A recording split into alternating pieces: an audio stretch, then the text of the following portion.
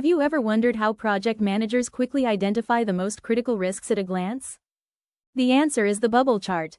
A bubble chart is a powerful visual tool used in qualitative risk analysis to assess, prioritize, and communicate project risks effectively. A bubble chart represents three important risk attributes simultaneously. On the y-axis it has proximity. On the x-axis it has detectability. While the bubbles represent impact or overall risk severity. Proximity refers to how soon a risk is expected. Proximity increases as we move up on the y-axis. So as we move to the top, the proximity is high and the risk is expected to occur soon and requires immediate attention. The proximity is lowest at the bottom. The risk is expected to occur later in the project or in the distant future. To understand proximity, imagine you're driving a car. Suddenly, a pedestrian steps onto the road just 10 meters ahead. Since the risk is immediate and requires instant action, this is a high proximity risk. A traffic jam is 20 kilometers away, you'll deal with it later, not right now, so this is low proximity. Now let's look into the y-axis, which demonstrates detectability. Detectability means how easily can we detect this risk early enough to take preventive action? Detectability increase from left to right. So it's low at the left and high at the right. Low detectability means difficult to identify before it happens. For example, a hidden software bug corrupts customer data but remains unnoticed for months. The problem is invisible until users report incorrect data. While on the other hand, high detectability means easy to detect early. For example, a construction worker is not wearing a safety helmet. Anyone can immediately see the issue and correct it before an accident occurs. Now let's learn about the bubbles on the bubble chart. Bubbles show the risk impact. Impact here means if this risk happens, how serious will the consequences be? The risk with higher impact are represented by big bubbles. For example, hackers steal customer and financial data, resulting in very high data loss, regulatory fines, customer trust damage, business disruption. This is a high impact risk. So such risk is represented by a big bubble on the chart. While on the other hand, risk like temporary internet outage for 10 minutes.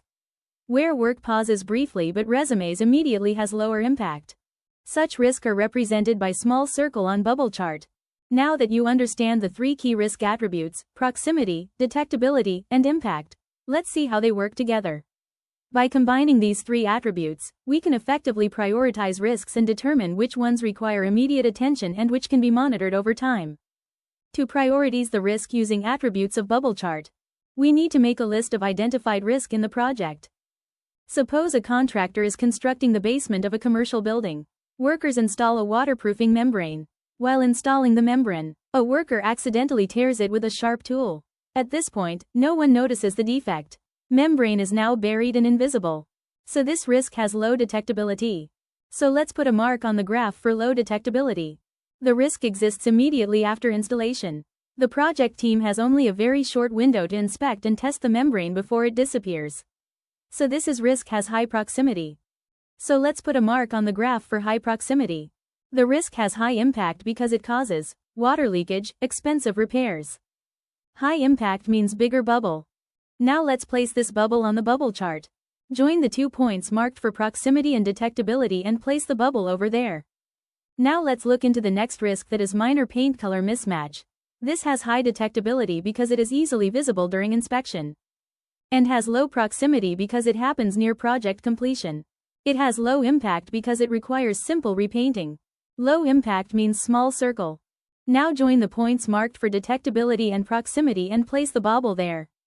Alright, now you got the two bubbles on the bubble chart. You can clearly see the bubble for the waterproofing defects is big and has high proximity, so it should be prioritized first and requires immediate attention. While the smaller bubble can be tackled later because it has less impact. Well, this is how we can understand the quality of risk and prioritize them using bubble chart. Stay tuned. In the next video I will be discussing the next step of risk management, that is how to do quantitative risk analysis. Like, share and subscribe. See you in the next one.